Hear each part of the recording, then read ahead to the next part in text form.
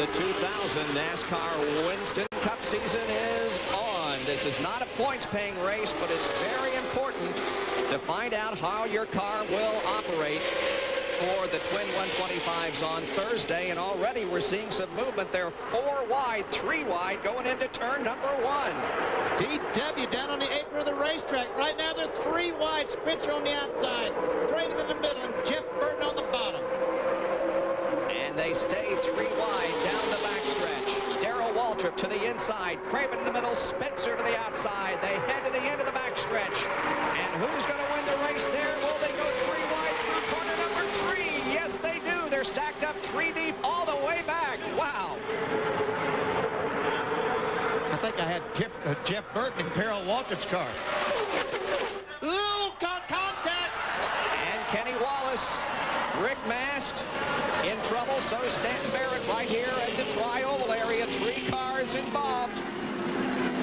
There's Stanton Barrett's car, badly damaged in the front end. Now, most drivers are not in the cars that they will be running in the Daytona 500, but Stanton Barrett is. He just possibly could be. We see some serious damage to the Square D Chevrolet of Kenny Wallace. Well, when you are 3 wide at Daytona, you do not have room to maneuver. There's a bump right there for the tunnel. It shoots the front of the car up, makes you go out towards the wall. When Kenny's car shot out towards the wall, it looked like he and Jimmy Spencer got together, caused Kenny to lose control and started the incident. Rick Mast, Stanton Barrett, and Kenny Wallace are those 3 cars right now, and Jimmy Spencer's car also sustained some damage. Let's go down to Jerry Punch, who's with Rick Mast. Now, how to take those cars up so they can properly cool them and get the most downforce on the front without creating drag. Well, at least right now, the effort to catch Jarrett is not successful. It was 1.9 seconds last lap. This lap, 2.3. We'll see if that interval shrinks as the final laps are played out. 5 cars on the lead lap. Jarrett, Burton, Labonte, Darrell Waltrip, and Dave Marcus. Jeffrey Babine 2 laps down. Jimmy Spencer and Ricky Craven. Stanton Barrett, Kenny Wallace, and Rick Mast have all had problems. These overhead shots courtesy of the Bud 1 airship. 1,000 feet above Daytona International Speedway, supplying you with the aerial views. Budweiser, of course, the official beer of NASCAR. 19 laps complete, and it's 2.6 seconds now. Oh, no. Jarrett is just driving away, and Jeff Burton in the Ford is not able to do much more than Terry Labonte was with the Chevrolet and catching Jarrett. Well, they're trying everything that they can, but that 88 is strong. Again, Robert Yates has got a great engine program, and Todd and all of his guys have worked hard on the body. That is a championship team, man. And one thing that Robert Yates, they went to New York last year and received, what, $2 or $3 million in points money, and Robert Yates is not the type of guy to put that money in his pocket. He spent it, I'm sure, on engine development to try to find more horsepower for this year, and it looks like his money well spent. Absolutely. It takes a lot of money to start an engine program, as I well know, and I know that Robert Yates puts a lot of money and effort into his engine program.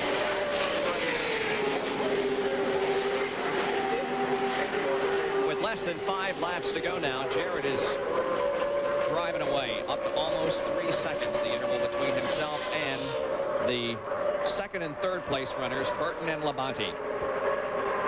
And there it is, Benny. 1.7, and they switched around, and it grew to 2.3. And look at Jarrett. He's running around this racetrack wide open, never lifting off the throttle. And we can see that 47.7, 47.7, just how consistent that car is. And that's the one that doesn't drive good, right, Benny? Yeah, that's the best car is in the Daytona 500, right? Now remember, the winner of this race will go to the tail, the 15th starting position in the Bud Shootout, which is coming up on CBS about 12:15 this afternoon. And don't forget also that we will be back here live at 1:30 for the Protocol 200 for the Arca Bondo Marhide Series, and then following that at 3:30, the Goodies Dash race that was held yesterday here at Daytona. So you are in the right place today for all the activity at Daytona. I'll tell you what, those guys in the Bud Shootout right now must be looking at the performance of Dale Jarrett and say, wow, we got to try to beat that guy in about 30 minutes. Jerry Punch on pit road. How relaxed is Dale Jarrett right now? Well, he and Todd Perry are discussing as DJ goes by what they want to change on the car for the Bud Shootout. DJ is giving him the water temperature, the oil temperature, talking about maybe changing some air pressure in the tires. The car a little bit tight right now, thinking about what might happen if they're in traffic. He's not in traffic now. What might happen if he's in traffic for the next 25-lap shootout, trying to win that one, because DJ will be coming to victory lane if he wins this thing, and the car will be headed back to the garage for refueling and preparation for the next 25-lap shootout. So he and Todd Perry won't be able to talk until DJ comes back in that car again later on today. The winner of the last chance qualifier the last 2 years has finished 4th in the actual Bud Shootout. The 98 winner was Jimmy Spencer. He finished 4th in the shootout, and last year's winner Mike Skinner also came up to finish in 4th position. If you look at the front air dam on that car, they've got the complete package working for them. Not only, of course, the horsepower and the low drag on the body, but they've got the car balanced right. Todd and his guys have done an excellent job. The air dam's flat, straight on the straightaway, and that's speed. The left front of the car is not picked way up coming off the corner. It's nice, flat, low, and that's speed. That's the front bumper that Ray's talking about. Just how level, look at that, folks, just how level it is down the straightaway and how close it is to the ground. If it lifts up, Ray, that just kills the speed and it causes the car to push, doesn't it? Absolutely, Benny. A quarter of an inch can make up to a mile-an-hour difference. And we saw that speed just a moment ago of 27.9. Earlier, we'd seen that Jarrett was running 27.7. Ray, as these tires wear and get hotter, oh, white flag is out. One more lap for Jarrett. As these tires get out, does the car slow down just a little bit? Historically here at Daytona, Benny, it hasn't, but we'll have to wait and see. I don't know if this run's been long enough to judge tire wear. Well, Jarrett has things well in hand. That interval that was at one time 1.6 seconds. Last lap grew to 4.5. So there was no catching Dale Jarrett today in the Bud Shootout qualifier. He's in the east end of the banking, headed for the checkered flag, and the privilege now of joining the others for the Bud Shootout coming up in about a half hour from now. Now, Dale Jarrett coming down through the tri-oval takes the checkered flag, and he wins the 2000 Bud Shootout qualifier, the first race for the NASCAR Winston Cup drivers in the new millennium. Bill Weber. We're talking RPM, so when you see 6,800, that's maximum horsepower for a plate motor. It would be like you trying to run a 100-yard dash breathing through a straw. You just can't get enough air in that engine. You got it. For it to do everything it's designed to do. And they are limited in that way to keep the speeds down at a reasonable level. Although nobody that commutes in a car to work would call 190 miles an hour reasonable. There's Rusty Wallace and Bobby Labonte still running in a draft, trying to catch up to that back group, but they're not making much progress. Got a couple of cars coming up behind them now. They're going to have 5 cars in their group there in a moment. Now maybe that will help. Tony Stewart and Kevin LePage have tacked on to that draft. There are the leaders. 5 cars to decide it. Now a Chevy leading 2 Fords leading a Pontiac and a Chevy. Well, I got to tell you right now, I'm not going to pick a winner for sure, but if I was in second place right now with my teammate directly behind me, if I was Sterling Marlin, I would be thinking, I got to find a way to run that last lap where they can't gang up on me.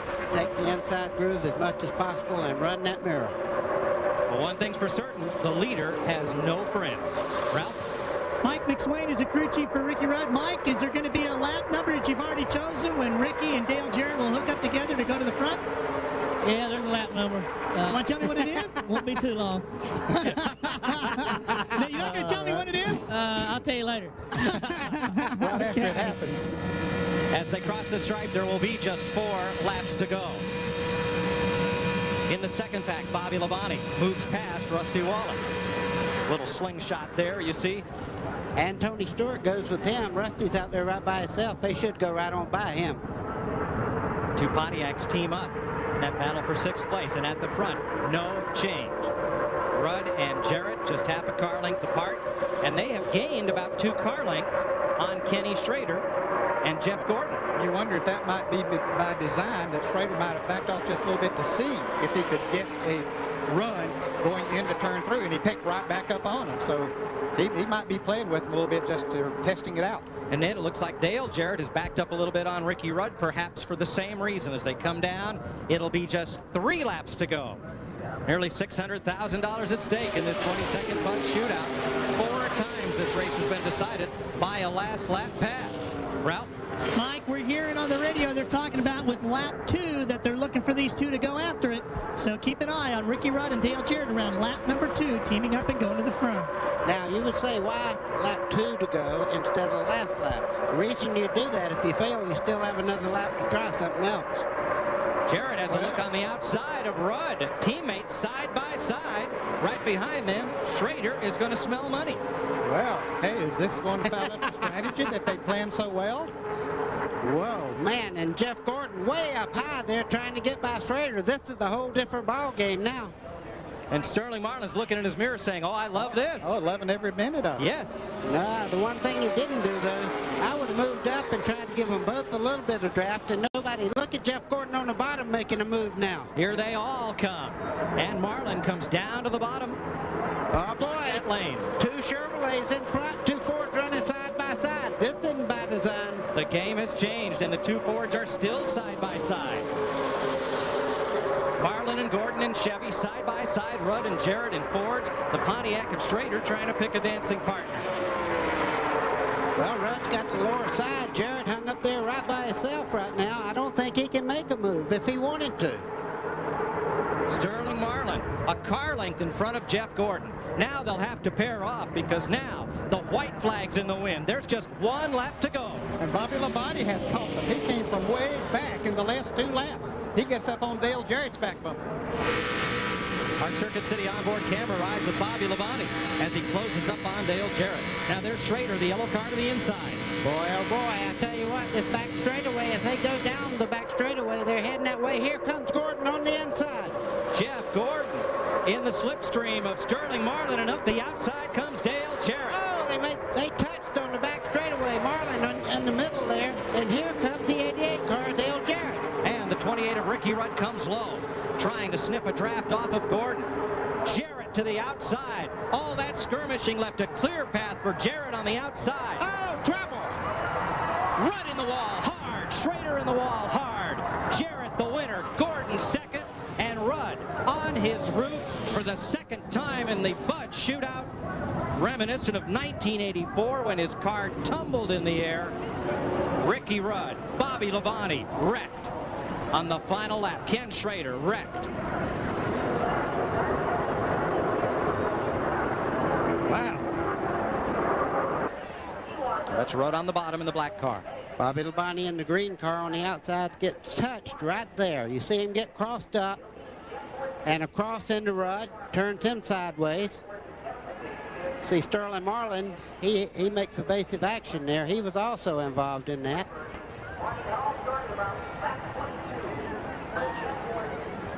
And all 3 drivers are now just passengers.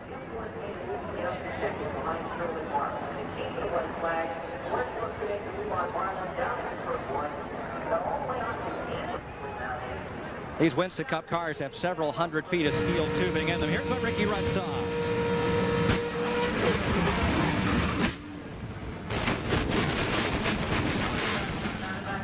Thank you for the booth.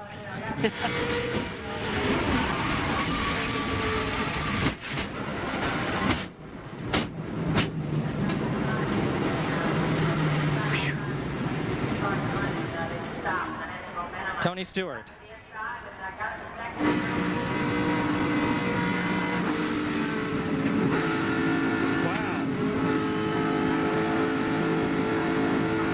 Through a cloud of smoke and on to the finish.